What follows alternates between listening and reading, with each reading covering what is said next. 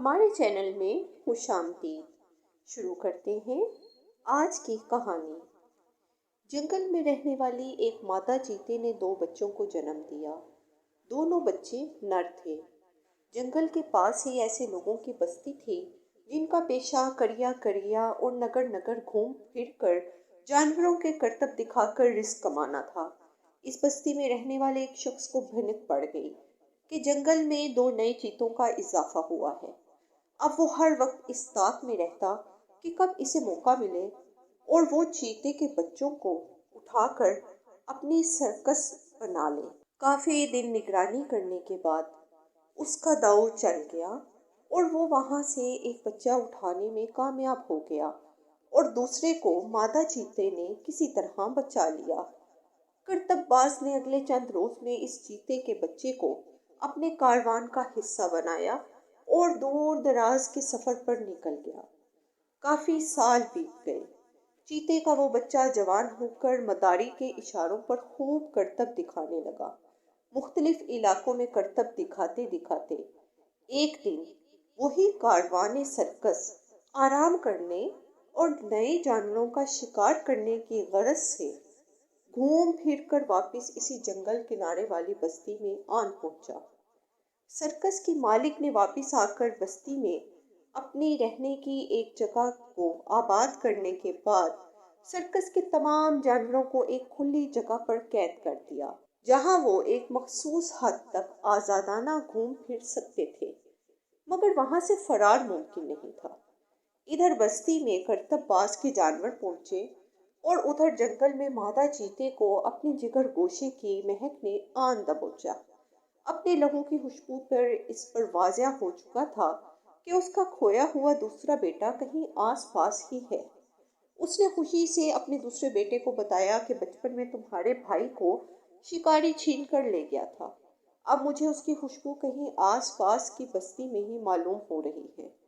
تم ایسا کرو، جنگل کے ساتھ والی بستی میں جا کر دیکھو۔ اس طرح کی نشانی والا اگر کوئی چیتا ملے تو اسے بتانا کہ وہ تمہارا گمشدہ بھائی ہے اور اس کی ماں جنگل میں تمہارا انتظار کر رہی ہے۔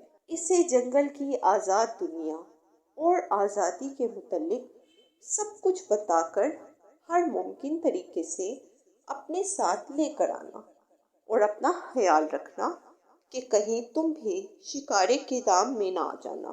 جنگلی چیتا اپنے بھائی کو تلاش کرتے ہوئے اس تک جا پہنچا اور وہ یہ دیکھ کر حیران رہ گیا کہ وہ تو ہو اس کا عکس تھا۔ اس نے اپنے آپ کو ایک محفوظ مقام پر رکھتے ہوئے اپنے بھائی کو پکارا۔ جب وہ اس کے پاس پہنچا تو جنگلی چیتے نے بتایا کہ وہ اس کا گمشدہ بھائی ہے اور اس کی ماں وہاں جنگل میں اس کا بے تابی سے انتظار کر رہی ہے۔ اس لیے تھوڑی کوشش تم کرو اور تھوڑی مدد میں کرتا ہوں تو تمہیں یہاں سے آزاد کرا لیتا ہوں۔ سرکس والے چیتے نے جنگل سے آئے چیتے سے سوال کیا، وہاں جنگل میں رہنے اور کھانے پینے کا کیا بندوبست ہے؟ جنگلی چیتے نے جواب دیا، پورا جنگل ہمارا مسکن ہے۔ جہاں ہمارا دل کرے ہم وہاں ڈیرا ڈال لیتے ہیں اور جب بھوک لگے تو اپنی مرضی سے شکار کر کے کھاتے ہیں۔ مجھے پہلے میرا باپ پھر میری ماں شکار کا تازہ گوشت لا کر دیتی تھی۔ اب میں خود ہی شکار پر جھپٹتا ہوں اور ماں باپ کو بھی کھلاتا ہوں۔ یہ سن کر سرکس والا چیتا ہنسنے لگا، کہنے لگا، چند بوٹیوں کی خاطر اپنی جان کو خطرے میں ڈالنا کہاں کی عقل مندی ہے؟ مجھے میرا مالک روزانہ صبح کے وقت 2 زندہ مرغیاں کھانے کے لیے دیتا ہے، شام کو کسی جانور کا گوشت لا دیتا ہے۔ میں نگر نگر کی سیر کرتا ہوں اور آرام سے رہتا ہوں۔ گرمی، سردی اور بارش جیسے موسم میں میرا مالک میری ہر طرح کی حفاظت اور آرام کا بندوبست کرتا ہے۔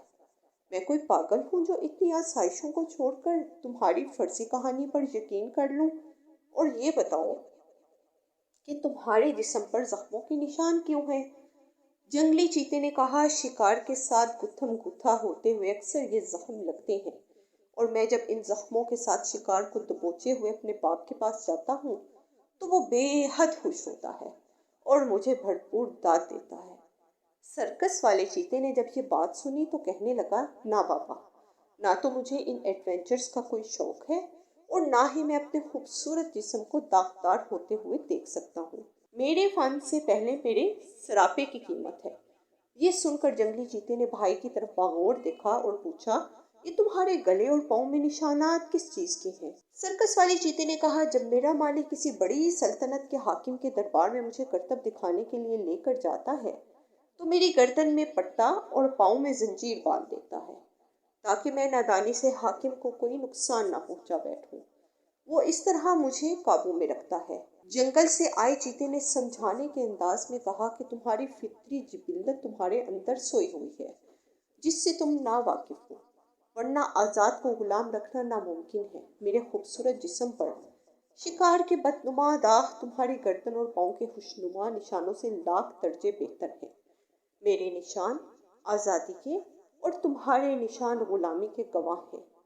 सर्कस वाला चीता इस सारी गुफ्तगू से और ख़ास तौर पर खुद को गुलाम का लक़ब मिलने पर शदीद गैज़ व हज़ब से भर गया। वो कहने लगा, अगर तुमने मेरी बाढ़ की तरफ मेरी मज़ीद पेशकदमी की तो मैं अपने साथी जानवरों के साथ तुम पर हमला करूँगा और अपने मालिक को बुलाकर तुम्हें भी कैद करवा दूँगा। बेहतर यही है कि इस पुरफरेब जंगल की अफसानवी दुनिया में तुम अकेले ही रहो, जहाँ के झूठे ख्वाब लिए तुम यहाँ आ पहुँचे हो। ये कहकर सर्कस वाला चीता वापस अपने पिंजरे की तरफ चला गया और जंगली चीते ने पीछे हटकर जक्कंद खड़ी और जंगल में रूपोश हो गया। आपको हमारी कहानियाँ पसंद आएं तो सब्सक्राइब करना मत भूलिएगा। चैनल को सब्सक्राइब कीजिए और लाइक कीजिए और अपनी कीमती राय का इजहार कमेंट्स में ज़रूर कीजिए। शुक्रिया।